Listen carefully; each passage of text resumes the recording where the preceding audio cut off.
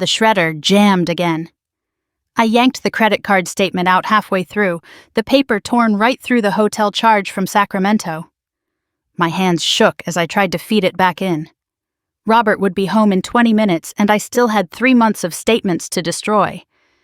That's when I heard his truck pull into the driveway, 15 minutes early. I shoved the remaining papers into my purse and kicked the shredder under the desk. By the time his key turned in the lock, I was in the kitchen stirring pasta sauce like nothing happened. Just another Thursday in our Milpitas home. Just another night of me, Amber, playing the devoted wife, while everything was about to explode. "Smells good," Robert said, dropping his tool belt by the door. After 12 years of marriage, I knew every sound he made. The specific clink of his keys hitting the bowl. The way he sighed when his back hurt from installing cabinets all day. "Your favorite," I said, not turning around. "Thought you deserved something special." I felt him pause behind me. That should have been my first warning. Robert always noticed when I was being extra nice. Guilt has a way of making you overcompensate. "What's the occasion?" His voice carried that careful tone, like he was testing the waters. "Can't a wife cook for her husband?" I forced a laugh, finally turning to face him. His dark eyes searched mine. After 12 years, he could read me like a blueprint. "Sure," he said slowly. "Everything okay?" "Everything's perfect." Another lie. They came so easy now. That was 2 years ago. 2 years since that night in the kitchen when Robert caught me shredding credit card statements. 2 years since my 4-month affair destroyed everything we'd built. If I could go back to that moment in the kitchen, I'd grab myself by the shoulders and scream, "Stop!" But I can't. And now I'm sitting in this empty apartment, divorced, alone, watching Robert's new life unfold on social media through my sister's account because he blocked me on everything. Let me back up. Let me tell you how I destroyed the best thing that ever happened to me. Robert and I met when we were 23 at a Warriors game. My girlfriends dragged me along, and his crew had the seats next to ours. He spilled beer on my shoes, apologized for 20 minutes, then asked for my number. I said yes because he had kind eyes and calloused hands, and something about the way he smiled made me feel safe. We built a life together, not a fancy one. Robert worked construction, I managed a dental office, but it was ours. We bought a small house in Milpitas, fixed it up ourselves. Saturday mornings at Home Depot, Sunday dinners with his huge Filipino family. We talked about kids but kept putting it off, waiting for the right time. Looking back, I think that's when the restlessness started.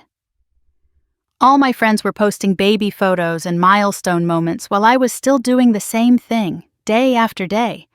Managing appointment schedules, coming home to the same house, the same routine, the same everything.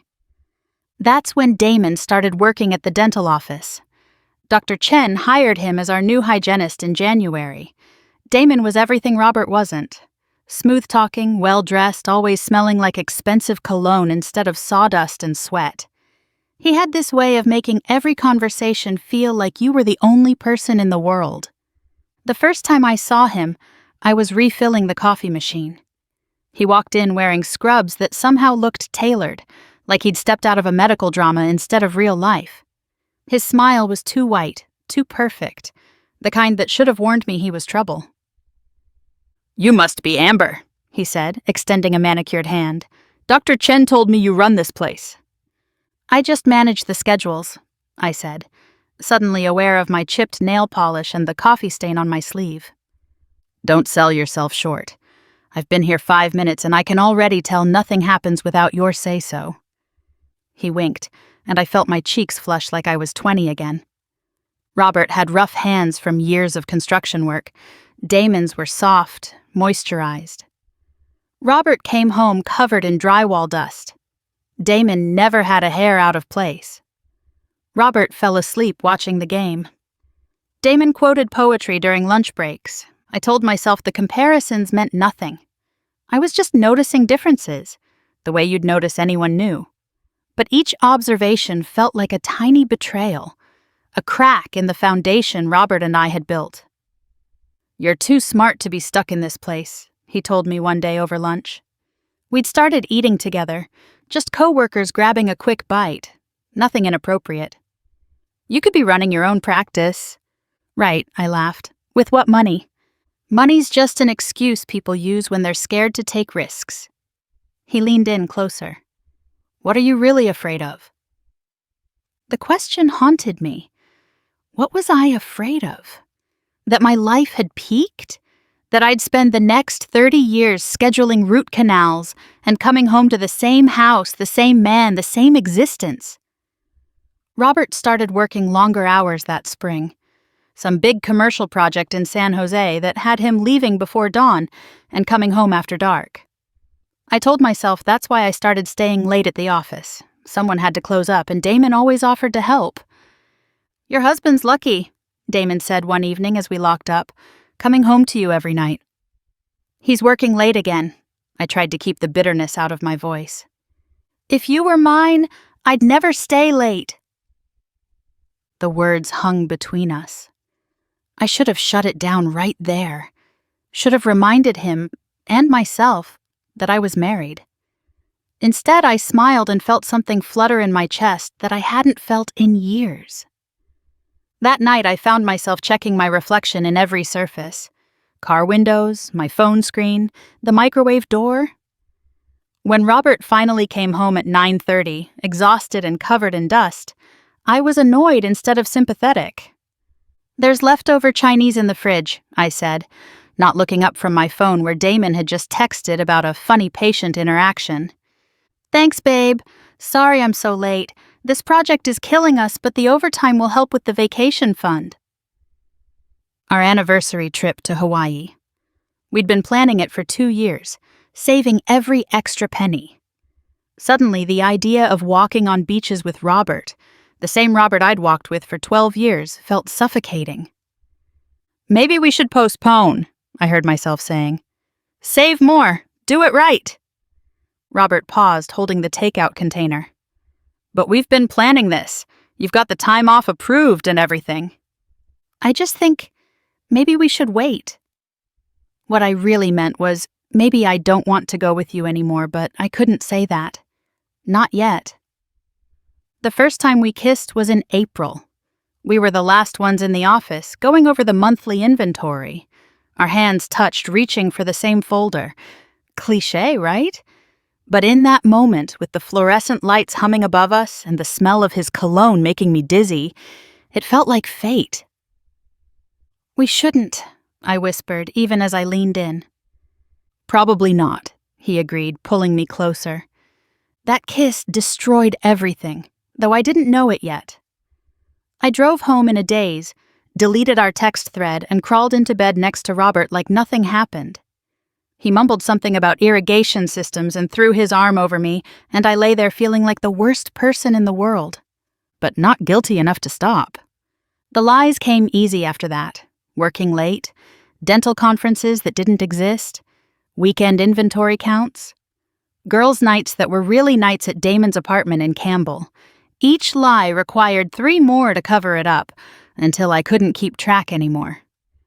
The first big lie was a Saturday in May. Robert had planned for us to visit his parents in Daly City. His mom was making lumpia, his dad wanted help fixing the fence. Normal Filipino family weekend stuff that I used to love but now felt like an obligation. I can't go, I told him that morning, feigning disappointment. Emergency at the office. The whole computer system crashed and I'm the only one who knows the passwords. On a Saturday? Robert frowned, still in his boxers and holding 2 cups of coffee. Can't Dr. Chen handle it? He's at his daughter's graduation. I have to go, Robert. It's my job. He set my coffee on the nightstand, shoulders sagging. Mom's going to be disappointed. She's been cooking since yesterday. Tell her I'm sorry. Save me some lumpia? He kissed my forehead, and I had to force myself not to pull away. His lips felt foreign now, like a stranger's touch. Always do. Text me when you're done. Maybe we can catch dinner. I spent that Saturday in Damon's bed. He had this loft apartment with exposed brick, and art I pretended to understand. We drank champagne at 2 in the afternoon, and he read me passages from books I'd never heard of. When he traced his fingers down my spine, I didn't think about Robert fixing fences and eating his mother's cooking. I didn't think about anything at all. "You're incredible," Damon whispered against my neck. "How did you end up with someone so ordinary?" "Robert's not ordinary," I said automatically, then wondered why I was defending him. "He's just different." "Different," Damon laughed. "Is that what we're calling it?" I should have left then. Should have recognized the cruelty in his laugh, the way he dismissed the man I'd promised to love forever.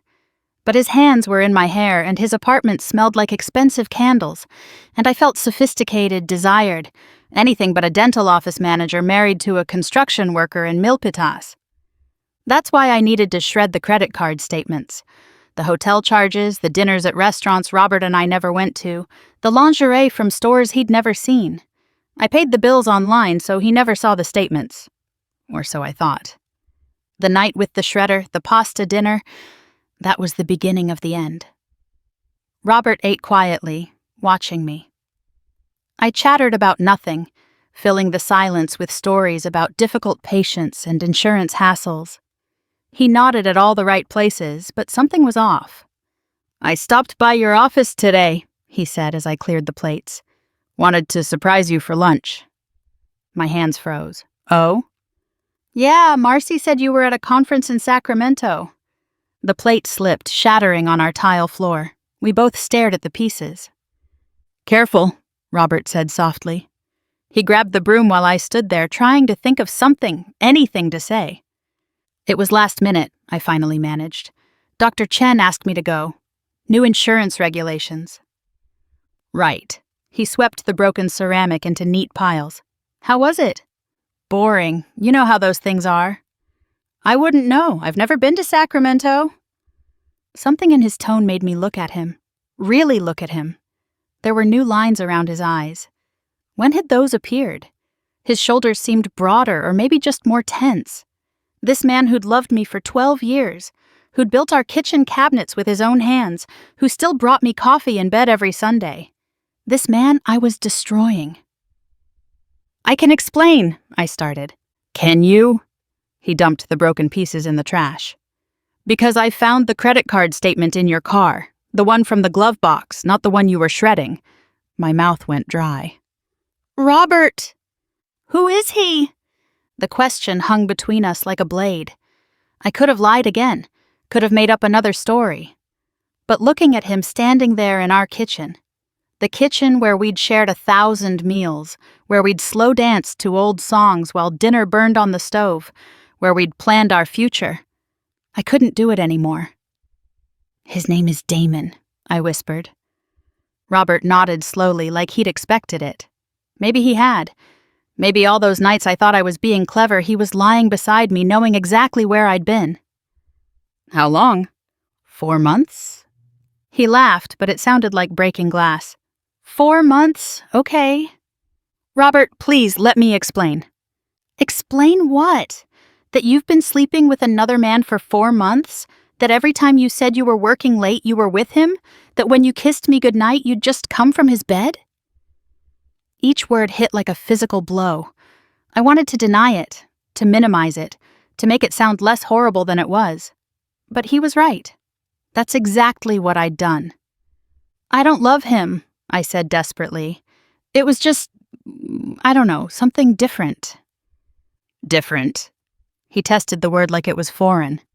12 years wasn't different enough? "That's not what I meant." "Then what did you mean, Amber? Help me understand. Because right now I'm looking at my wife, the woman I was planning to start a family with, and I don't recognize her." "Planning to start a family?" The words knocked the wind out of me. "What?" Robert pulled a small box from his pocket. Not a ring box. We'd done that years ago. This was different. He opened it, revealing a tiny pair of baby shoes. "I was going to surprise you next week. Our anniversary. I know we kept saying we were waiting for the right time, but I figured, why wait? We have the house. We're stable. We love each other."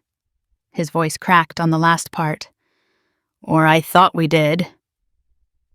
I stared at those tiny shoes, yellow and white, small enough to fit in my palm. All the futures we'd never have, all the children who'd never exist. All because I was bored, because I wanted something different. Robert. Tears ran down my face, but he'd already turned away. I'll stay at my brother's tonight. We can figure out the details later. Please don't go. We can work through this. Couples therapy, whatever you want. He paused at the door. You know what I wanted? I wanted to come home to my wife. I wanted to build a life together. I wanted those stupid baby shoes to actually mean something. He looked back at me, and the emptiness in his eyes was worse than anger would have been. But you threw that away for 4 months of different. The door closed with a quiet click. No slam, no dramatic exit, just Robert walking out of our life as quietly as he'd walked in 12 years ago. I stood in that kitchen for hours, unable to move. The pasta sauce had burned, filling the house with the smell of charred tomatoes and my own failure.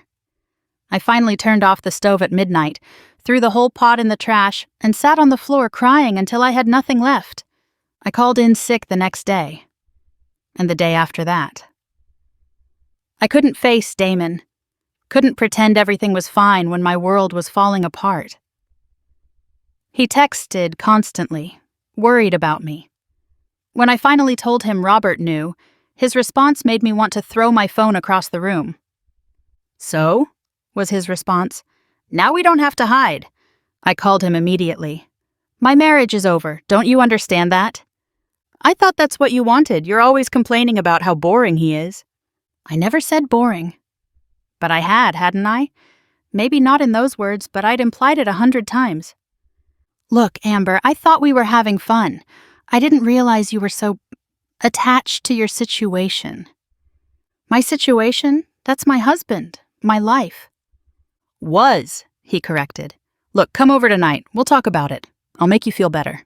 The casual way he dismissed 12 years of marriage, like it was an inconvenient detail, finally opened my eyes. I thought about all those times in his loft, how I'd convinced myself it was sophisticated, but looking back with clear eyes, it was just sad. I'd been so desperate to feel desired, I'd pretended not to see the beard trimmings in the sink, the takeout containers piling up, the bathroom that always smelled off, despite the expensive candles. For all his designer clothes and expensive cologne, his fridge held nothing but energy drinks and old Chinese food. He'd made fun of Robert's simple tastes, but at least Robert knew how to cook a real meal, how to keep a clean house, how to build a life instead of just pretending to have one. That's when I realized how stupid I'd been. Damon didn't love me. He didn't want to build a life with me. I was just another conquest, another married woman to add to his collection. The signs had been there all along, how he never talked about the future, never introduced me to his friends, never made plans beyond next week. We're done, I said. Come on, don't be dramatic. No, Damon, we're done. Don't contact me again. Your loss, he said, and hung up. I spent the next week in a hotel, too ashamed to stay in our house, but with nowhere else to go. Robert had changed the locks. I found out when I tried to go back for more clothes. He'd left a suitcase on the porch with my things neatly packed, along with a note. Your lawyer can contact mine. My lawyer. The words looked wrong. This wasn't supposed to be happening. We were supposed to grow old together, supposed to have kids who looked like him and laughed like me, supposed to build the deck he'd always talked about and plant tomatoes in the backyard. Instead, I sat in a divorce lawyer's office, dividing up 12 years like splitting a check at dinner. California is a no-fault state, my lawyer explained, but infidelity can impact asset division if funds were used for the affair. What do you mean? She pulled out bank statements, the same ones Robert had found. These charges, hotels, restaurants, purchases, did marital funds pay for these? Every dinner with Damon, every hotel room, every gift I'd bought him with our shared credit card, it all added up to thousands of dollars stolen from our future to pay for my betrayal. Yes. That could impact the settlement. Your husband's lawyer is arguing you should reimburse the marital estate. Can they do that? They can try. How much are we talking about? I did the math in my head, feeling sicker with each receipt. $4,000. Maybe $5,000. Money we'd been saving for the Hawaii trip, for the baby furniture we'd never need, for the life I'd thrown away. About $5,000, I admitted. She nodded, making notes. We'll need documentation showing... But I'd stopped listening. $5,000. I'd pulled it from the emergency fund. The account we promised only to touch if the water heater broke or the roof leaked. I had drained our safety net to pay for hotel rooms with a man who didn't even care about me. Robert had been working overtime, sacrificing weekends to build that fund, while I spent it on champagne and lingerie and lies. I met with Robert at a coffee shop in Milpitas Square to discuss the divorce. This was 8 months after that night in the kitchen, California's mandatory waiting period, plus all the paperwork and negotiations. He looked tired, but somehow lighter, like a weight had been lifted. I'm keeping the house, he said simply. You can have the car, your retirement account, and half the savings. That's not fair. I paid for that house too. No, what's not fair is what you did. But I'm not trying to punish you, Amber. I just want this over with. Don't you want to fight for us? Don't you want to try? He stirred his coffee. Black, no sugar, same as always. I did fight for us, every day for 12 years, while you were with him. It was a mistake, the biggest mistake of my life. No, he said quietly. It was a choice. 1,000 choices, actually. Every text, every lie, every time you decided he was worth more than what we had. I couldn't argue with that. He was right. Each step had been deliberate, each betrayal a conscious decision. What happens now? I asked. Now I move on. I fix up the house the way I always wanted. Maybe I'll meet someone who actually wants to be with me. Maybe I'll travel. I don't know. But whatever I do, it'll be without wondering where you really are. The divorce was finalized in September. I moved into a 1-bedroom apartment near the Great Mall. Damon and I tried to make it work for about a month before he got bored. Turns out I wasn't so exciting when I wasn't somebody else's wife. No hard feelings, he said, like we were ending a casual business arrangement. It was fun while it lasted. Fun. 4 months of fun cost me 12 years of love. My sister Maria still talks to Robert sometimes. She tells me things I don't want to know but can't help asking about. He renovated the kitchen, apparently. Took down the wall between it and the dining room, just like I'd always said we couldn't afford. He's dating someone new, a teacher from Berryessa. They met at his nephew's school conference. She's nice, Maria said carefully. Different from you. Different how? She shows up. The words stung because they were true. For all my complaints about our boring life, I'd been the one who stopped showing up. Robert had been there every day, building our future board by board, while I was tearing it down for the thrill of something new. I see him sometimes around Milpitas, at the grocery store or getting gas. We nod politely, like strangers who happen to recognize each other. Last week I saw him at Target with her, the teacher. She's pretty in an understated way. They were looking at camping gear, laughing about something. The easy intimacy between them, the way she touched his arm, the way he smiled at her. It all looked so natural, so right. They were in the baby section, her hand resting on her small bump while Robert held up tiny onesies, blue ones with little elephants. The same pattern we'd looked at online once, years ago, dreaming about someday. He was making her laugh, doing that thing where he held the clothes up to his own chest like he was modeling them. I'd forgotten he used to do that, forgotten how he could make me laugh over nothing. I hid behind a display of diapers, watching them like some pathetic stalker.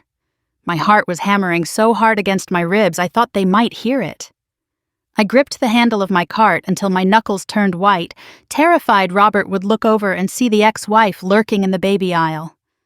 She picked up a pack of bibs and showed them to him. They said, "Daddy's Little Builder," with tiny tool prints. Robert's whole face lit up. He kissed her right there in the middle of Target, not caring who saw. The way he used to kiss me before I made him self-conscious about public affection. A store employee asked if I needed help finding anything. "No," I managed to choke out. "I'm just leaving." I sat in my car in the parking lot and cried until my eyes were too swollen to drive safely. A family parked next to me. Mom, Dad, 2 kids arguing about who got to push the cart. Normal, whole. Everything I'd thrown away for what? For champagne at 2 in the afternoon? For someone who thought my husband was beneath me? The worst part is the details I remember now, too late. How Robert used to leave me notes in my lunch bag, how he'd warm my car up on cold mornings before he left for work. How he'd watch cooking shows to learn new recipes because he knew I got tired of the same meals.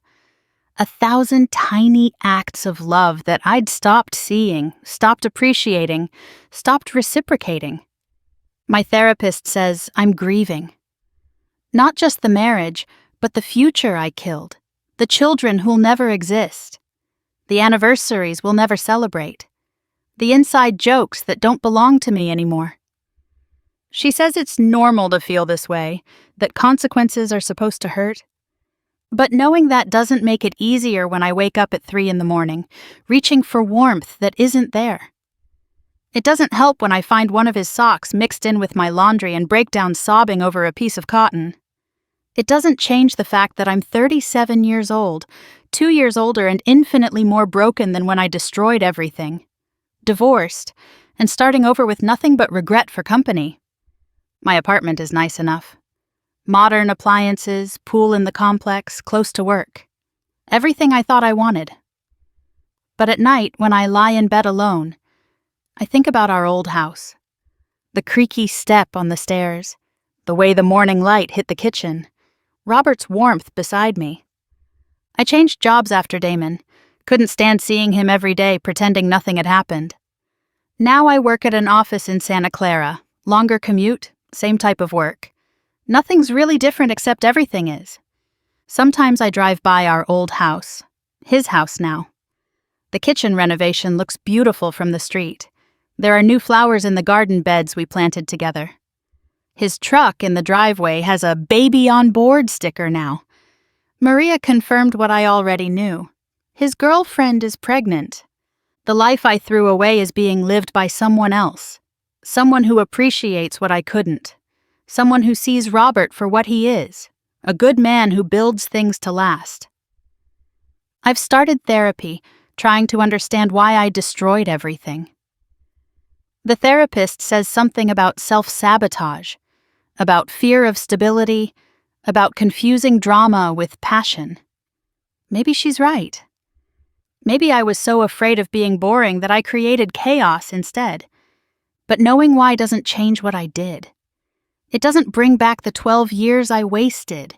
It doesn't unmake the 1,000 choices that led me here. My phone buzzes. A text from a guy I met on a dating app. He seems nice enough. Stable job, no kids, looking for something serious. We're supposed to have dinner tomorrow night. I should be excited, but all I feel is empty. His name is Keith. He's an accountant, divorced too. We matched because we both listed honesty as our most important value. The irony isn't lost on me. We've been texting for 2 weeks, and he seems genuinely nice. He sends good morning messages and asks about my day.